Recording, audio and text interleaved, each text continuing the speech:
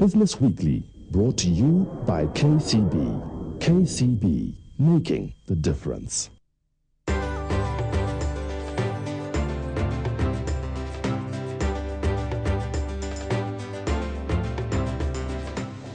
Coming up on this week's program, extreme weather conditions pose a threat to the country's key economic sectors, including the bedrock agriculture. And while short-term measures of dealing with the effects of climate change are called for, we also look at the importance of mainstreaming environmental protection activities on a longer-term and sustainable basis. Good evening and welcome to KTN Business Weekly. I'm Michael Oyer. Hardly a year after floods occasioned by El Niño rains disrupted certain economic activities and resulted in the loss of lives, it has been forecast that La Niña weather phenomenon associated with dry weather is around the corner. These extreme weather conditions are as a result of climate change, which is in turn attributed to environmental degradation. Our feature looks at the importance of protecting the environment, which is an integral part of the country's production infrastructure. Farmers in this area of Mbeere district are celebrating the latest development here. The opening of an agrovet input shop, which in their own words has brought massive change to their lives and the way things are done in this sleepy farming area. When we paid a visit, we found proprietor Alice Wamai, a veterinary practitioner by profession and a trained agronomist serving customers. The little building itself is not conspicuous until you understand the philosophy behind setting up shop here. In the past, farmers have traveled all the way to Embu, 40 kilometers away, just to buy inputs. Farmers used to travel all the way. It's about 40 kilometers, and you have seen the rough roads. And they would spend like a whole day, because you see the matatus that come this way, they come only when they are full. And you have seen, since we traveled from Embu to here, you have not seen a single matatu, have you? So you can imagine somebody who traveled in the morning, came to Embu just to buy a packet of maize, like you have seen that lady, and then takes the whole day. Then I saw they were disadvantaged in terms of time and transport, because from here to Embu they pay 300 shillings to and fro. So I realized that even most of them from this area, they were not using certified farming inputs, just because, you know, it doesn't make sense for somebody maybe to come all the way from Embu. And indeed, in this largely semi-arid area, which is usually marginal in terms of crop output, initiatives such as this usually mean the difference between food security and hunger at the family level. Globally, it has been found that access to quality seed and certified inputs is one of the greatest impediments to proper agricultural practice and consequently good yields. And Mbeere farmers say that they have been the greatest beneficiaries. Kusema kweli, wale watu wamefaidika na hiyo duka ni sisi wakulima sasa wa mboga. Sababu hapo awali ilikuwa inabidi mtu kama ndao imeisha, hiyo ngurubani ama Embu, hiyo siku yote tunapoteza ukienda Embu ama ngurubani kununua ndawa. Na kwa hivyo sasa hiyo duka ifunguliwa hapo, mtu anaamka asubuhi vizuri sana, unapanga kazi yako kwa shamba, unakimbia kwa duka unanunua ndawa, naenda kuendelea na kazi. Indeed, in the past, farmers have been forced to go to great lengths to bridge the technology divide when forced by the unique circumstances to make do with homemade developed interventions, like these maize coated with chemicals found in batteries used to power torches, rather than insecticide. Hii ni ile nilikuwa nikitumia, lakini kwa sasa nikapandisha na hii duma hii ya nini ya duka hii. Nikipanda inaenda vizuri, lakini hii inazaa maidi kidogo. Sasa nikaacha hii, nikaanza kupanda hii duma. Na ninaona uzuri wake. So just what has been the real impact on the lives of farmers? What has been the reception so far from the farmers? Wonderful. It has been overwhelming. Yeah, in fact, some of the farmers just come to thank me. Sometimes they just come all the way, not to buy, but to thank me for bringing the services closer to them. And indeed, in this largely semi-arid area, which is usually marginal in terms of crop output, initiatives such as these usually mean the difference between food security and hunger at the family level. The agro dealers are an initiative under the Agriculture Market Development Trust (AGMAC), and sponsored by the Alliance for Green Revolution Africa, AGRA, under the chairmanship of former UN Secretary General Kofi Annan. Here in AGRA, what we have tried to work with here in AGMAC is to have a network of agro-dealers. Okay?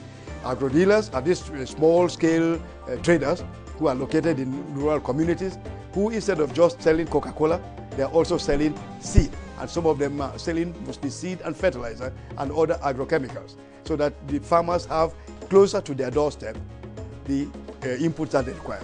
These initiatives have been borne out by the fact that huge swaths of Africa, including Kenya, have been chronically food insecure, and with the projection that this situation is set to continue into the near future, moving Kenyans out of food insecurity one household at a time has been a strategy that is starting to bear fruit.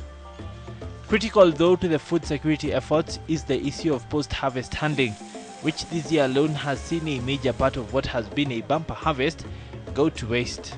So there must be some way of holding the surpluses rather than allowing them, a large part of them, to be lost by post-harvest spoilage and losses. Proper storage is at the heart of food security, and as expert opinion suggests, looking at food security as a long-term issue and factoring in surpluses over the medium term means that within the foreseeable future, countries such as Kenya are able to iron out the dips in food production, which threaten food security on an annual basis. We have to be a little bit more concerned about improving post-harvest handling of our food. Because if you take over a period of 5 years or 6 years, maybe we would have generated enough surpluses to actually even out the troughs when they say they drop in production. But the crisis in agriculture and food security today is much bigger than just production and a horde of logistical challenges. One of the major reasons that the general cost of living has had to change so much is the effect of climate change on the Kenyan and global economies. It's quite clear that the climate change effects now is seen more than ever before.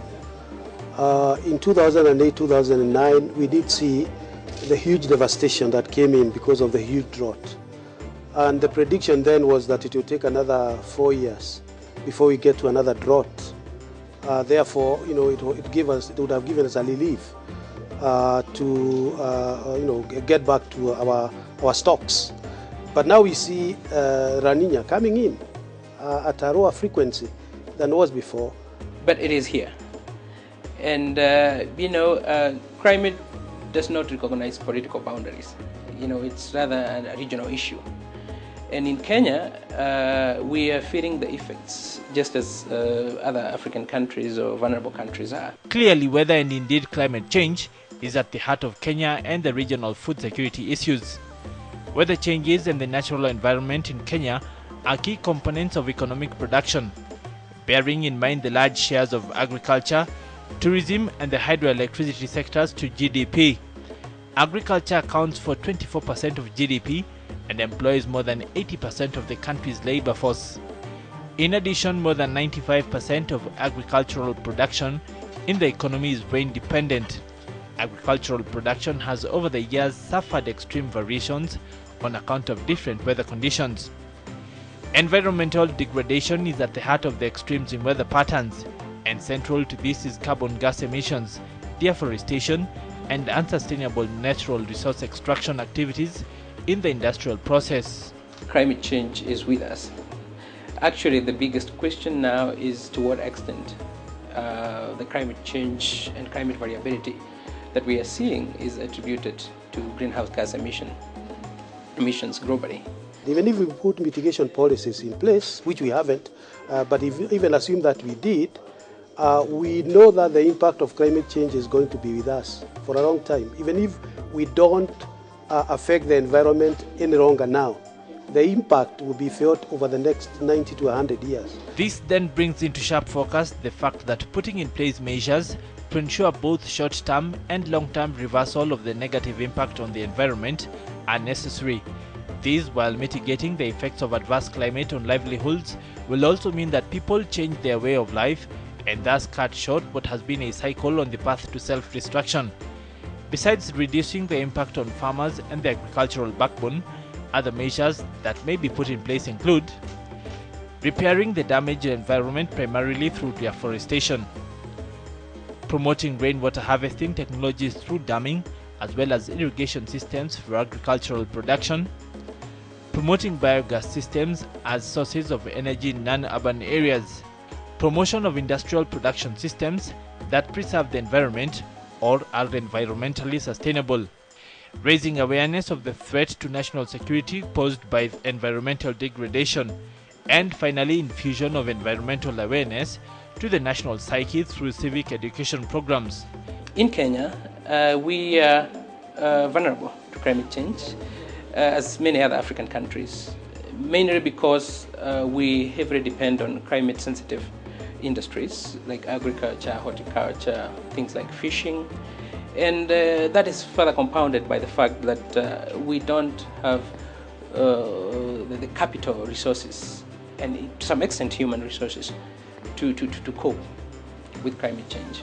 While these and other policy intervention methods can facilitate the initiatives at environmental restoration, more directed and focused incentives are needed to mainstream environmental protection activities, and this is because it has been demonstrated that for private individuals, incentives really do matter. Specifically, tax incentives should be given to afforestation contractors, such as lower income tax brackets for registered foresters, exemption from duties and VAT on equipment used in afforestation such as water pumps, biogas units including burners and cylinders. To directly create employment opportunities, all open public land spaces should be contracted out transparently for afforestation at competitive rates, especially to extend forest cover, while a public-private partnership framework for tree planting is being developed. This would also provide fertile ground for the utilization of the clean development mechanism under the Kyoto Protocol for local exploitation of the carbon credit market to create a self-sustaining method of positive climate change. In the end, treating climate as a means of production will make it clear that neglecting the natural environment has the same, if not more, effect to the economy as neglecting our rail, road and water transport infrastructure, or any other infrastructure for that matter. When KTN Business Weekly returns, we review performance from local, regional and selected international markets this past week. The program returns on the other side of this break. Stay with KTN Business Weekly.